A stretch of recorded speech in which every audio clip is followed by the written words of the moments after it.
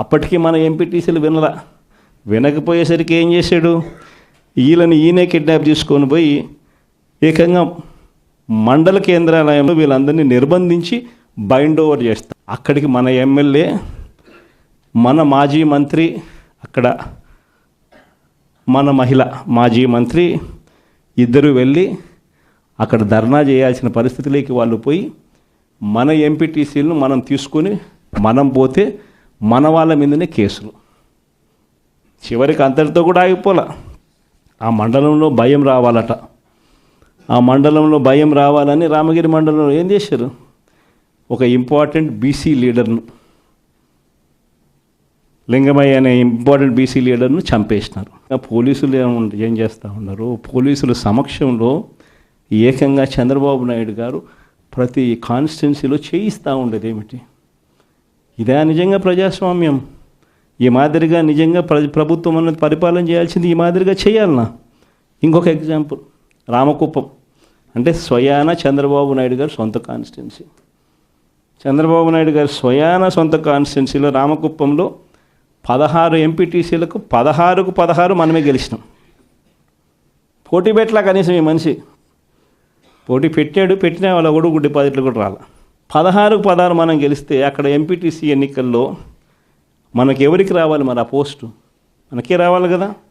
అక్కడ అలా 6 మందిని ప్రలోభ పెట్టాడు, పట్టి 6 మందిని తీసుకున్నాడు. సరే 6 మందిని ప్రలోభ పెట్టి తీసుకుపోయినా కానీ మిగిలిన 9 మంది మనం మిగిలిన ఒకరేదో చనిపోవడమో అనర్హత జరిగింది, మిగిలిన 9 మంది మన దగ్గరే ఉండరు. అట్లా వేసుకున్నా మనమే గెలవాలి కదా. ఏం చేస్తున్నాడు, వాళ్ళు ప్రయాణం చేస్తూ ఉన్న బస్సులు దారిలో పోలీసులు అడ్డుకుంటారు. వాళ్ళని కౌంటింగ్ దగ్గరికి పంపించకుండా చంద్రబాబు నాయుడు ఏం చేస్తూ ఉన్నాడు, కోరం లేకపోయినా కూడా వాళ్ళ మనిషి గెలిచినట్టు డిక్లేర్. 6 మందే, ఈ పక్క మన దగ్గర 9 మంది ఉన్నారు, వాళ్ళు మన వాళ్ళే. ఈయన ప్రలోభ పెట్టి తీసుకున్నాడు. కనీసం అక్కడైనా గెలవాలంటే కోరమన్నా ఉండాలి, అది లేదు. స్వయాన చంద్రబాబు నాయుడు గారు సొంత కాన్స్టిట్యున్సీ పోలీసులను ఈ మాదిరిగా వాడుకొని వ్యవస్థను కోరం లేకపోయినా కూడా డిక్లేర్ చేయించుకొని, అది కూడా ఏంది, ఒక చిన్న ఎంపీపీ పోస్టు, ముఖ్యమంత్రి స్థానంలో కూర్చున్నాడు మనిషి. రాష్ట్రానికి కుప్పానికి ఆయనే ఎమ్మెల్యే అయినా కానీ ఒక ఎంపీపీ స్థానానికి ముఖ్యమంత్రి స్థానంలో ఉన్న వ్యక్తి బలం లేకపోయినా నెంబర్లు లేకపోయినా వ్యవహరిస్తూ ఉన్న తీరు ఇది. ఇంకొకటి గోపవరం, ఇది మా కడప జిల్లా. దీంట్లో ఉప సర్పంచ్ పదవికి ప్రొద్దుటూరు కాన్స్టిట్యున్సీ నియోజకవర్గంలో ఉప సర్పంచ్ పదవికి సంబంధించిన ఎన్నిక. ఇందులో 19 గెలిచాం మనం. వాళ్ళు గెలిచింది కేవలం ఒక 4 ప్రలోభ పెట్టి తీసుకున్నారు. అయినా కూడా వాళ్ళ బలం ఎంత, ఆ 1 + 4 5, మిగిలిన 15 మనవే. ఏం చేస్తూ ఉన్నారు, ఉప సర్పంచ్ పదవి కౌంటింగ్ హాల్లోకి మేమే తీసుకొని పోతాం ఈ 15 మందిని అని చెప్పి వీళ్ళే పోలీసులు బండ్లో ఎక్కించుకొని వీళ్ళని తీసుకొని పోయి తెలుగుదేశం పార్టీ సభ్యులు ఉన్న చోట, మనుషులు ఉన్న చోట ఇడిచిపెట్టేసి వచ్చేసినారు. అంటే వాళ్ళను కొట్టమని, దౌర్జన్యం చేయమని, రానికుండా చేయమని చెప్పి పోలీసులు. అయినా కానీ వెనకాల మన జీపులు ఫాలో అవుతూ ఉన్నాయి కాబట్టి వెంటనే వాళ్ళని ఎక్కించుకొని మళ్ళీ తీసుకొని పోయేసరికి కౌంటింగ్ హాల్లోకి పోయేసరికి మన ఎమ్మెల్యే అభ్యర్థిని లోపలికి పంపించరు. మన ఎమ్మెల్యే అభ్యర్థి రారు, కానీ వాళ్ళ మనుషులందరూ లోపల ఉంటారు. అక్కడ ఇంకా నకిలీ వార్డు మెంబర్లతో ఐడి కార్డులు క్రియేట్ చేసి ఎన్నికల అధికారి లాస్ట్కి అది నకిలీ, ఇవి మేము ఒప్పుకోము అని చెప్తే ఎన్నిక వాయిదా జరిగింది. అది మళ్ళా రెండో రోజు మళ్ళీ ఎన్నికకి పిలిచినారు.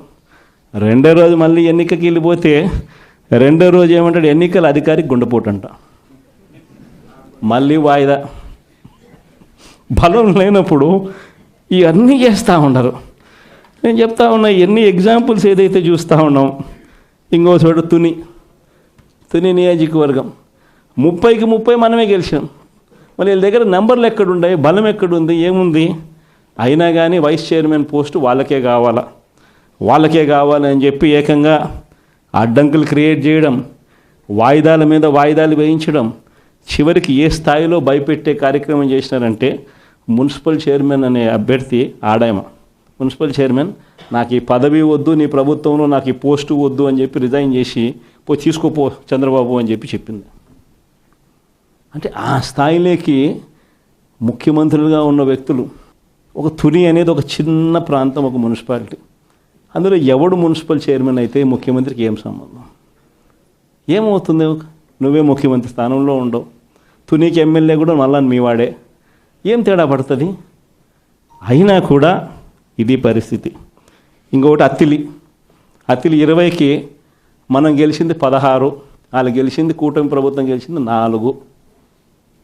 ఆ 16లో ఒకడు సమ్ రీజన్ తను డిస్క్వాలిఫై అయినాడు. అంటే 15 మనకు, 4 వాళ్లకు. మరి ఎన్నికలు మనమే గెలవాలి కదా, అందరూ మన దగ్గరనే ఉండరు. చేసి ఎన్నికల అధికారి లాస్ట్కి అది నకిలీ, ఇవి మేము ఒప్పుకోము అని చెప్పి చెప్తే ఎన్నిక వాయిదా జరిగింది. అది మళ్ళా రెండో రోజు మళ్ళీ ఎన్నికకి పిలిచినారు. రెండో రోజు మళ్ళీ ఎన్నికకి వెళ్ళిపోతే రెండో రోజు ఏమంటాడు, ఎన్నికల అధికారికి గుండెపోటంట, మళ్ళీ వాయిదా. బలం లేనప్పుడు ఇవన్నీ చేస్తూ ఉండరు. నేను చెప్తా ఉన్నా, ఎన్ని ఎగ్జాంపుల్స్ ఏదైతే చూస్తూ ఉన్నాం. ఇంకో చోట తుని నియోజకవర్గం 30కి 30 మనమే గెలిచాం. మరి వీళ్ళ దగ్గర నెంబర్లు ఎక్కడున్నాయి, బలం ఎక్కడుంది, ఏముంది? అయినా కానీ వైస్ చైర్మన్ పోస్టు వాళ్ళకే కావాలని చెప్పి ఏకంగా అడ్డంకులు క్రియేట్ చేయడం, వాయిదాల మీద వాయిదాలు వేయించడం, చివరికి ఏ స్థాయిలో భయపెట్టే కార్యక్రమం చేసినారంటే, మున్సిపల్ చైర్మన్ అనే అభ్యర్థి ఆడామ, మున్సిపల్ చైర్మన్ నాకు ఈ పదవి వద్దు, నీ ప్రభుత్వంలో నాకు ఈ పోస్టు వద్దు అని చెప్పి రిజైన్ చేసి తీసుకోపో చంద్రబాబు అని చెప్పి చెప్పింది. అంటే ఆ స్థాయిలోకి ముఖ్యమంత్రులుగా ఉన్న వ్యక్తులు, ఒక తుని అనేది ఒక చిన్న ప్రాంతం, ఒక మున్సిపాలిటీ, అందులో ఎవడు మున్సిపల్ చైర్మన్ అయితే ముఖ్యమంత్రికి ఏం సంబంధం? ఏమవుతుంది? నువ్వే ముఖ్యమంత్రి స్థానంలో ఉండవు, తునికి ఎమ్మెల్యే కూడా మళ్ళా మీ వాడే, ఏం తేడా పడుతుంది? అయినా కూడా ఇది పరిస్థితి. ఇంకొకటి అత్తిలి 20కి మనం గెలిచింది 16, వాళ్ళు గెలిచింది, కూటమి ప్రభుత్వం గెలిచింది 4. ఆ 16లో ఒకడు సమ్ రీజన్ తను డిస్క్వాలిఫై అయినాడు. అంటే 15 మనకు, 4 వాళ్లకు. మరి ఎన్నికలు మనమే గెలవాలి కదా, అందరూ మన దగ్గరనే ఉండరు. వాళ్ళ దగ్గర కేవలం ఉండేది ఈ నలుగురు తోడు ఇంకొకడు ఎక్స్ట్రా పోయినాడు, 5 మంది. మిగిలిన వాళ్ళంతా మన దగ్గరే ఉండరు. ఇక్కడ ఎన్నిక జరపరు, ఎన్నిక వాయిదా మీద వాయిదా, పోస్ట్పోన్మెంట్, ఎందుకంటే నెంబర్లు లేవు. ఇది జరుగుతూ ఉంది రాష్ట్రంలో. ఇలాంటి పరిస్థితుల మధ్య, ఇంతటి దారుణమైన రాజకీయ వ్యవస్థల మధ్య మీ ప్రాంతాలలో జరుగుతూ ఉన్నా కూడా, ఇది పెద్దవి మాత్రమే చెప్పా, బహుశా మీ ప్రతి చోట కూడా ఇలాంటి ఘటనలు చాలా జరిగే ఉంటాయి. అయినా కూడా మీరంతా కూడా గట్టిగా నిలబడిన పరిస్థితులే మనం అంతా కూడా చూస్తూ ఉన్నాం. మరీ ముఖ్యంగా కొన్ని చోట్లయితే ఆశ్చర్యకరమైన విషయం ఏంటంటే, ఆడోళ్ళు మరీ ఎస్పెషలీ చాలా అంటే చాలా గట్టిగా నిలబడిన వాళ్ళు ఎవరైనా అంటే నా చెల్లెమ్మలు, నా అక్క చెల్లెమ్మలు అని చెప్పి గర్వంగా చెప్తా. ఈ ఎన్నికల్లో మీరంతా కూడా మీరు చూపించిన మీ స్ఫూర్తిని నిజంగా ఎంత గొప్పగా మీరు చూపించారు అని అంటే, చంద్రబాబు నాయుడు అనే వ్యక్తి ఇలాంటి తప్పుడు పనులు చేయడం తప్పు అని చెప్పి మీ ద్వారా చంద్రబాబు నాయుడు గారికి గట్టి మెసేజ్ పోయింది అన్న సంగతి చెప్పడానికి చాలా సంతోషపడతాను. రాబోయే రోజుల్లో మీరు చూపించిన ఈ స్ఫూర్తి మాత్రం చిరస్థాయిగా నిలబడిపోతుంది. ప్రతి కష్ట సమయంలో ఉన్న ప్రతి కార్యకర్తకు నేను ఒకటే మాట చెప్తా ఉన్నా, మీరు చూపించిన ఈ స్ఫూర్తిని, మీరు ఈ కష్టకాలంలో పార్టీ పట్ల మీరు చూపించిన ఈ నిబద్ధతకు మీ జగన్ ఎప్పుడు మీకు రుణపడి ఉంటాడని ఈ సందర్భంగా ఖచ్చితంగా చెప్తాను. ఖచ్చితంగా రాబోయే రోజులు మనవి. ఖచ్చితంగా చూస్తూ ఓ సంవత్సరం అయిపోయింది, కళ్ళు మూసుకుంటే ఇంక మళ్ళీ 3 ఏళ్ళు అయిపోతాయి. ఈ 3 ఏళ్ళు అయిపోయిన తర్వాత వచ్చేది మాత్రం ఈసారి ఖచ్చితంగా వైఎస్ఆర్సీపీ అఖండమైన మెజార్టీతో నిలబడుతుంది. ఈసారి వచ్చినప్పుడు మాత్రం మీ జగన్ కార్యకర్తల కోసం ఖచ్చితంగా ఉంటాడని మాత్రం ఖచ్చితంగా చెప్తాను. ఎందుకనంటే జగన్ 1 పాలనలో బహుశా కార్యకర్తలకి నేను చేయాల్సినంత బహుశా చేయలేకపోయి ఉండొచ్చేమో. ఎందుకంటే రావడమే కోవిడ్ వచ్చింది. మనం ఎన్నికలు అయిపోయేసరికి జూన్ అయ్యింది, మార్చి కల్లా కోవిడ్ వచ్చింది. దాని తర్వాత కోవిడ్ సమయంలో మీ అందరికీ తెలుసు 2 సంవత్సరాలు కోవిడ్. ఆ 2 సంవత్సరాలు ప్రజల గురించి ప్రజల ఆరోగ్యం గురించి వాళ్ళకు ఎటువంటి ఇబ్బందులు రాకుండా చూసుకునే దాని గురించే మొత్తం ఎనర్జీస్ అంతా కూడా పెట్టాల్సి వచ్చింది. కాబట్టి బహుశా చేయాల్సినంత అంత ఇదిగా కార్యకర్తలకు అంత తోడుగా ఉండకపోయి ఉండొచ్చు. కానీ జగన్ 2లో మాత్రం అలా జరగదు. ఖచ్చితంగా అందరికీ మాటిస్తూ ఉన్నాను, కార్యకర్తల కోసం జగన్ ఎంత గట్టిగా నిలబడతాడో వచ్చే ఎన్నికల తర్వాత ఖచ్చితంగా అది కూడా చేసి చూపిస్తానని కూడా ఈ సందర్భంగా చెప్తా ఉన్నా.